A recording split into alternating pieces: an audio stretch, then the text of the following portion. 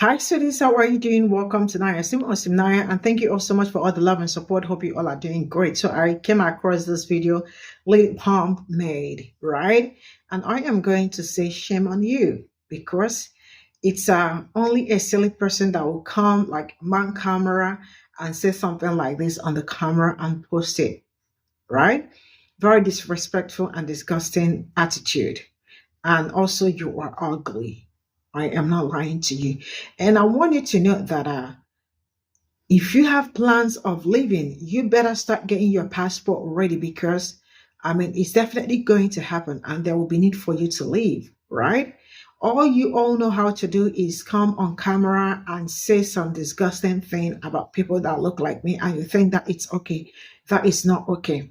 Black people, black women have been carrying you people all days, all time, and you think they are going to keep doing it for you for the rest of your lives. No, it is time you all also get up and fight for yourself.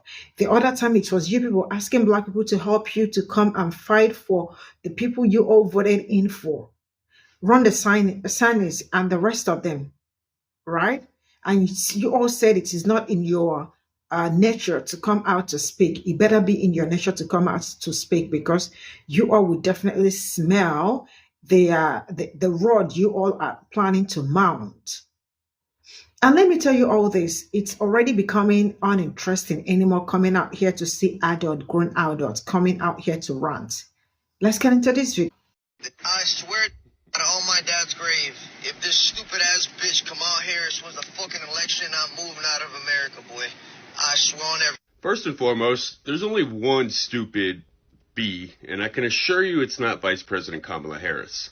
Secondly, my girl and I were thinking the same exact thing if Trump got elected. We even went to the point of getting passports.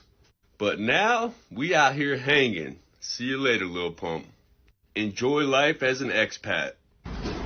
So many of my followers are like, Danny, how can you support Vice President Kamala Harris when you say you stand for a free Palestine, but she supports the G side of the Palestinians? Let's talk about it.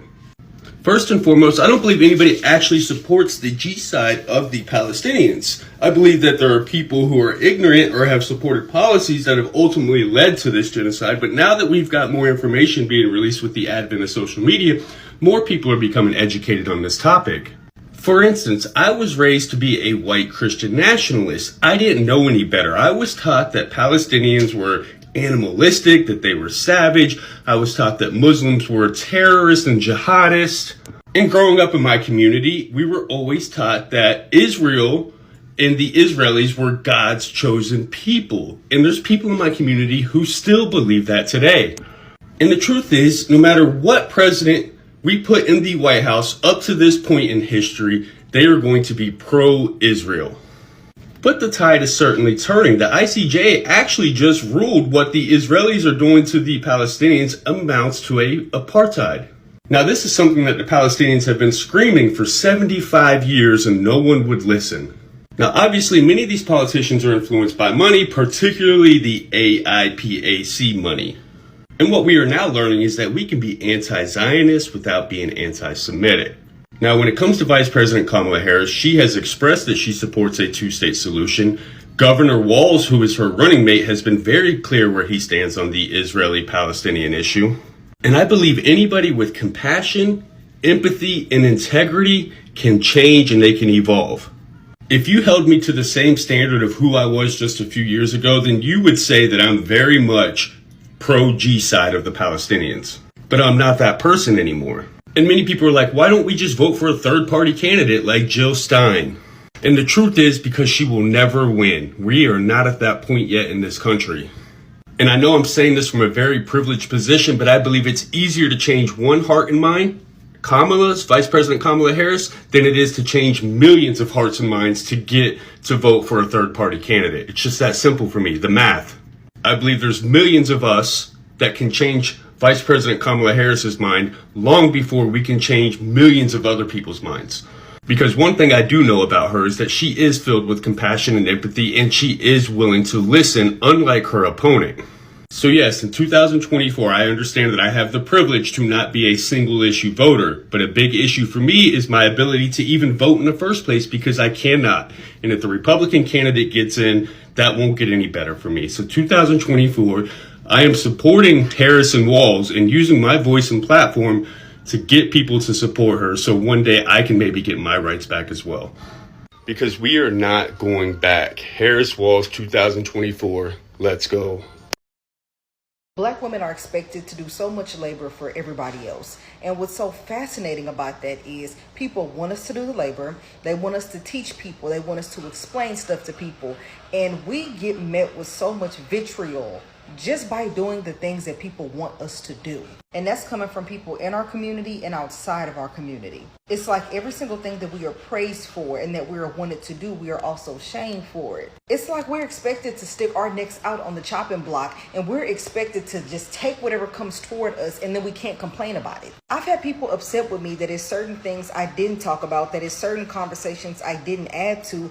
And a lot of times in moments like that, I am protecting my peace. People expect me and other Black women to throw ourselves in the line of fire, to deal with hate comments, to deal with unalivement threats, to deal with all of this stuff, deal with harassment, deal with racism, deal with anti-Blackness, deal with misogyny, deal with misogyny. We are expected to take all of that, honestly, for the satisfaction of other people to just have had us say anything in the first place. We are real people with feelings. We are not textbooks. We are not Google. We are not source providers. We are not educators. We are just women. We are Black women. Like, it is not our job to do none of this. If you want to learn, do it on your own. And instead of expecting us to put ourselves in a position where our mental health is compromised and where people are bringing harm to us, you do it. You talk about it. You put yourself in that line of fire. It feels like some of y'all expect so much from us, but give us very little value in return for everything that we do. And a lot of us are tired of that, and we are not going to be feeding into that anymore. It's interesting how that anti-Blackness decided to show up. This time a lot louder than it was a few months ago, when many creators like myself have been talking about politics, government, and history through the Black American experience for years on this app. It's very interesting how all of a sudden some of those same large creators that were attacking us, it's interesting how some of those same protesters who were attacking us, saying that we don't know what we're talking about, are now sitting at the sidelines watching as some of these same people that stood with you are now experiencing anti-Blackness at the hands of the same people they went up for.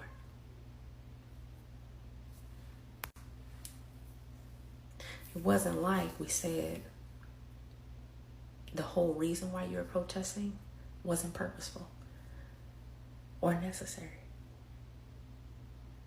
It was more so you were tuning out the voices of those who stood with you, but understood that we needed to save ourselves here, because ain't no way we can help protect you there if we can't survive here.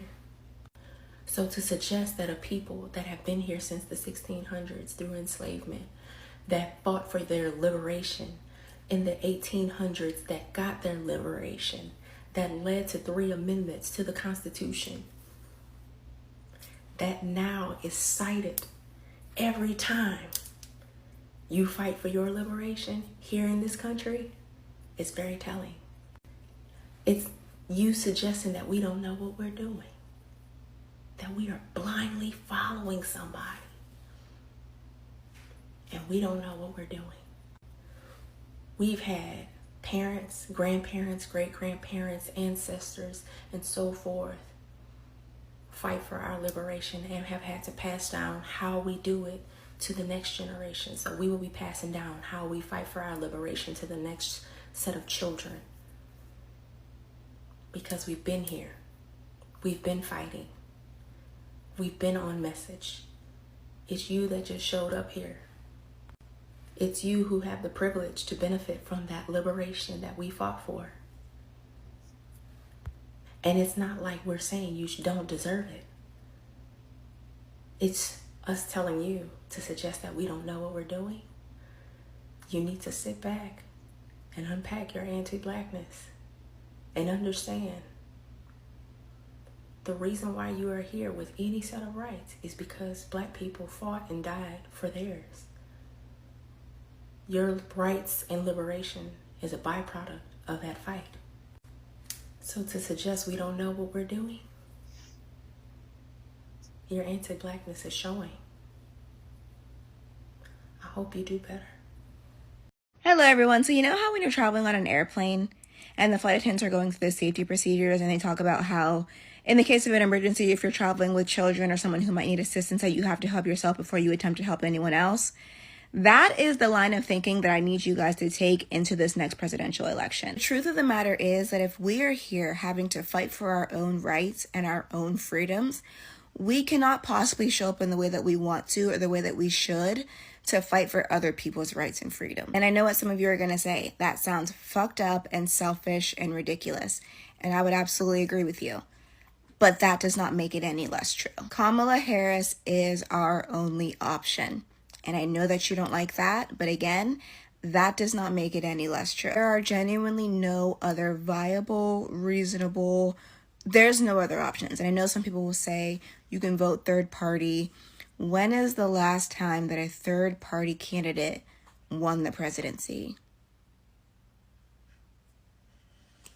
Again, sucks to say, doesn't make it any less true. Never mind that some of you missed the basic lesson in civics. I'm not going to get into it right now because I don't want to overwhelm anyone.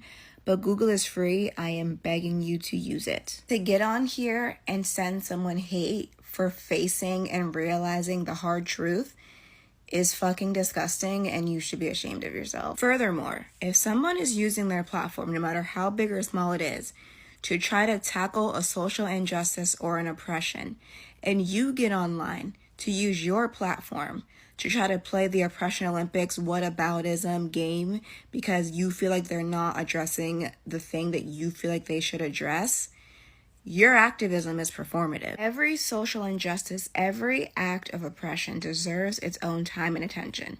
And if someone is using their time to call attention to a specific oppression and that upsets you for whatever reason, I genuinely need you to rethink everything that you're doing. I am begging y'all to please stop with the oppression Olympics because the only person who wins gold in the oppression Olympics is the oppressor. Hope this helps. Peace and love. Talk to you later. So this is all I got from this video, and really this week is just a whole lot of energy, a whole lot of heavy energy coming from different angles, from left, right, and forth, and it's all centered around Black people. And all I can say is that Black people are not your problem. Black people are not the ones making life hard for you. Like I've been saying this for a longer time. And all I am going to keep saying it, you have every right to decide or to choose the person to vote for. Nobody is going to force you. Black people is not forcing anybody. And the truth is that they will also not go back on what they think is right for them, but individually or collectively, right? Nobody will go back. It's a race that it's either you are in or you are out. Nobody's forcing you to do this, and nobody's forcing you not to do anything you chose to do. But waking up every day to calling Black people or saying so many disrespectful words against people that look like me is disgusting.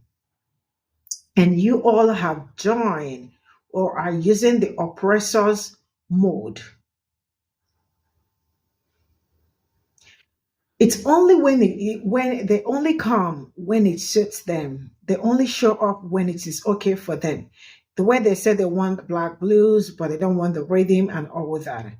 It is only when it is favorable for them that you see them coming to Black people or looking for a way to get Black people or to to get their attention, because what in the hell has been going on all these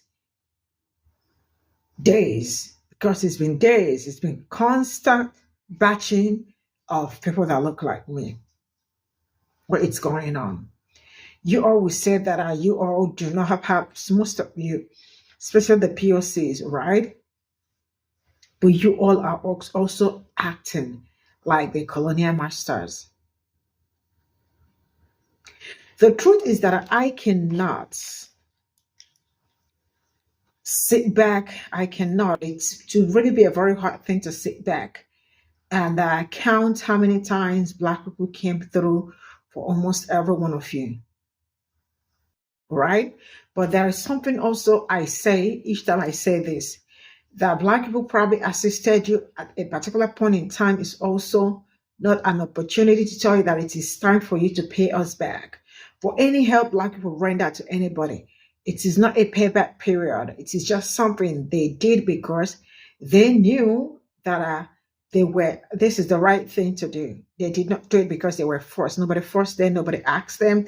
They did it out of love and all of that. And now we are also not asking you all to do anything for us, because I did not say Black people saying you must vote for this person. So what is the feud all about? What is the insult all about? What is the bashing all about? What is the disrespectful words all about? What is the calling names all about? I don't get it. But all I keep saying is that you all can do better. For those that say that they are packing their things out, I hope you have your passport. If you do not have passport, start getting passport, because it takes a month. Depends on where you are in US. It takes a month to get your passport to you. So start applying for passport so you can move out as soon as you can. Yeah. Yeah. Yeah. See you all in my next video. Bye for now.